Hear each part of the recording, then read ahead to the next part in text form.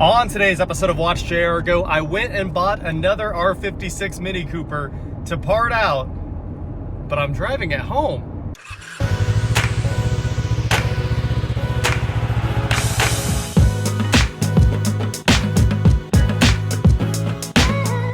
What is going on, guys? I am Watch JR Go, and today, like I said, I am here in another turboed Mini Cooper S.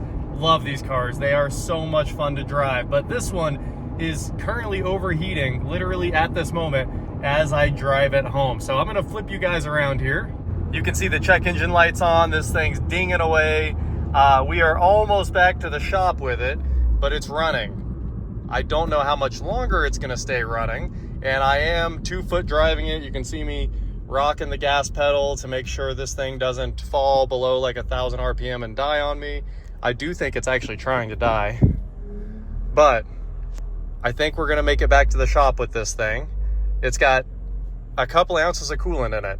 So we actually went to pick this thing up with the truck and a tow strap, and our game plan was just to hook onto the front of it and drag it home. It's a manual, why not? We weren't going that far. We didn't need a trailer for all that, but then I got it to run, of course. I threw the jump pack on it, and those lithium jump packs, you know, they put out 14, 15 volts, and it cranks so much faster on the jump pack that you can clear trash out of the cylinders and force things to start. And of course, it's exactly what happened. I hit start, dumped all the gas in it so it would flood clear, you know, just holding the gas pedal on the floor there. It flood cleared, started right up after with a couple of touches on the gas pedal, and here we are pulling up to the shop a few minutes later. Oh yeah, look at all these warnings. Check engine, low tire, check engine. It was overheating a second ago. We had the coolant temp warning up there too. When we picked this thing up, they told me there was 0 coolant in it, but I keep a bottle in the truck and I dumped a bunch in, and that's what we used to get home here. We might not see that warning again. I just saw the oil warning too. Is it oil over temp? There it is. It's mad about oil pressure or temp, something. Let's see if we can find the problem. We can sure hear it. That thing is cooking. The noise is all coming from right here, though. I don't understand. Check this out, guys. This thing left a trail of coolant. It's pouring coolant out. This radiator hose down here is worn through. What you're looking at there that looks like dirt is the braided lines inside the hose. So that looks absolutely terrible. And I'm afraid this radiator is about to explode in my face. It's either that or that auxiliary coolant pump has PWM control, which is possible. It's possible the pump is speeding up. So the game plan was to get this car back to the shop, swap engines, sell this car, or just part this car out and sell that engine as a core, because everything else works perfectly on this car. It's actually really nice. We can walk all the way around it, and the only thing it has is a little bit of hail on the hood. And honestly, it's dirty right now. I can't even see the hail. It has minimal hail. And of course the glass roof, very resistant to that. I think the actual roof, I think it's plastic. I don't remember, but the roof's in good shape. It could use an antenna, but of course we sold the antenna from the other car immediately. It had the stubby on it, and the seals weren't trash on the 12. So it's just a good car all the way around. It would be really fun to part this out, and it would be just as good to get it back on the road. And the reason that I kind of want to put it back on the road is because our 2012 engine sells for about $5,000. It is the engine everyone wants, and it is the big money engines. Obviously, just throwing that in the car real quick, it should take no more than 4 hours or so, would be a good plan. But it's probably not maximizing our profit, which is what I should be trying to do, because we need the money to build the business, to keep buying cars. You guys understand how business works. But the thing is, I'm not good at freight shipping. In fact, we've never shipped much at all. I've shipped a few sets of wheels around. I think I've shipped out 1 engine, but freight shipping is crazy expensive, and it's like the most logistically complex part of this whole business, and it's a part that I don't understand. Now, I need to obviously just man up and learn freight really, really well, work with shipping brokers, figure out what it's gonna take for us to ship engines all the time, but then you also run the risk of damaging the engines in shipping. So you end up with an engine coming back and you're just out all of the money. So that's where we're at on this car. That's why I kind of want to just swap the engine, but we don't even know if this engine's completely trash yet. Some random mechanic condemned this thing. We don't know if they even really looked at it. They just said it needs an engine. So I was over at Johnny's yesterday and I was like, hey, you're the king of R56 minis. And he was like, yeah, bring it over. So let's get this thing running again, put some coolant back in it because I know it's leaking a bunch of coolant. And we'll run it, luckily it's only like 3 miles away. We'll run it down the street real quick over to his shop and see what his take is on this thing. Is it cylinder wall damage, which is very common with these engines, and this engine's trash? Or can it just easily be saved and we don't have to even do any work, like put a radiator in it or find that coolant leak? So let's see if she starts. We might need the jump pack, but it's been starting super reliably since I drove it over here. Well, I cut that damaged section of the radiator hose out from underneath the car where it was clearly leaking. I mean, it had an actual hole in that hose. It was a pinhole. I mean, it was tiny, but it had rubbed all the way through to where when I filled it back up with a little bit of coolant, it started coming right out of the bottom. So I cut that section of the hose out and spliced it back in. And now it's full of coolant again, and we're back out on the road. So now all we have to do is see if it makes it to Johnny's. I think it's going to. So far, so good. No overheat light or anything like that. Check engine light's still on. I haven't cleared it or scanned it or anything. But what if it was just a coolant leak? I don't think it was just a coolant leak. It's possible, but the engine was just making a couple little weird ticks at idle I didn't like. It wasn't running nearly as smooth as it should have. It could just be, you know, it's got 145,000 miles at its DI, but at the same time, it could be hurt. So let's get over here to the Car Ninjas and see what his thoughts are on this engine. Ooh, look at that. One of my all-time favorites out on the road. And it looks really good in silver instead of like champagne or brown. Top down, just cruising in style over there. That Toyota V8, obviously 100 times more reliable than pretty much anything on the road.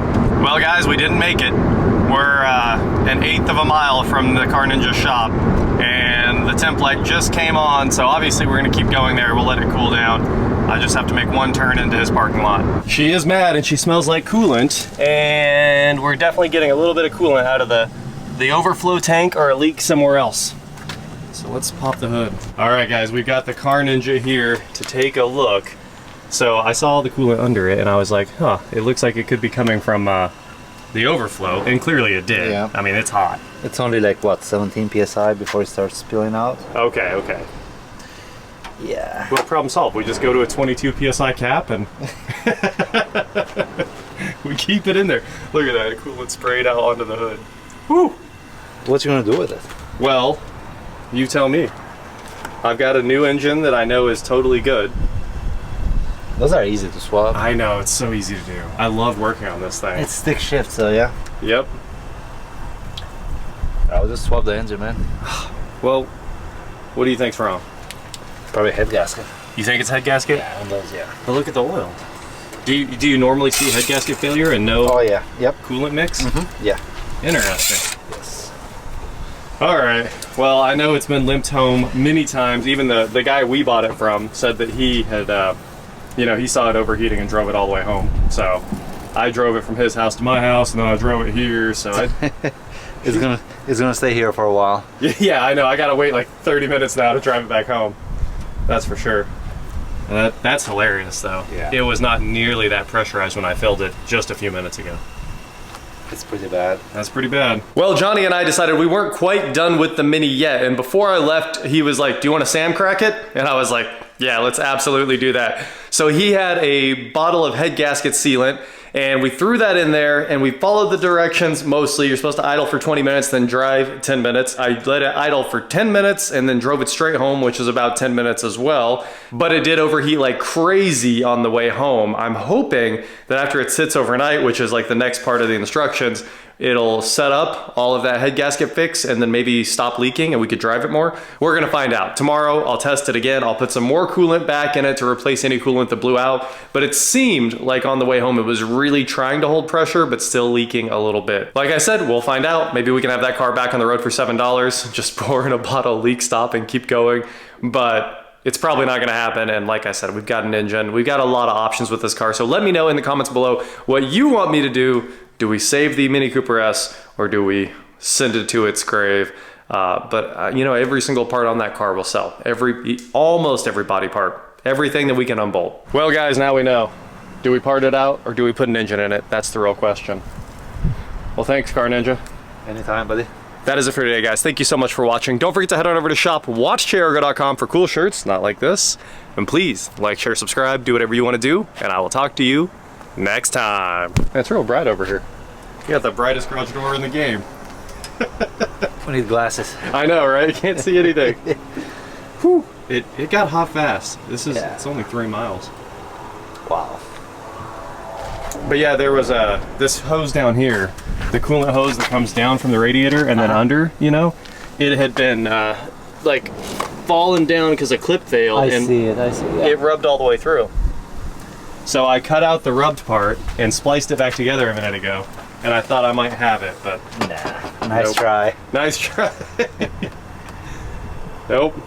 All right, well, we'll fix it. yeah, it's just got good parts in it, right? Because like somebody bought new OEM headlights. They didn't buy eBay headlights, and I was like, I can just sell these headlights for probably $500 easy on eBay, and that gets us back out of this car. We paid $1,300 for it. Oh, not bad. I'll still fix it though. You'd fix it? Yeah. The only reason I want to fix it is because shipping engines is tough, and changing engines is easy. Yep. What do you think? It's a base. I was also a little sad that it didn't have nav. Oh, you can add it though. Yeah.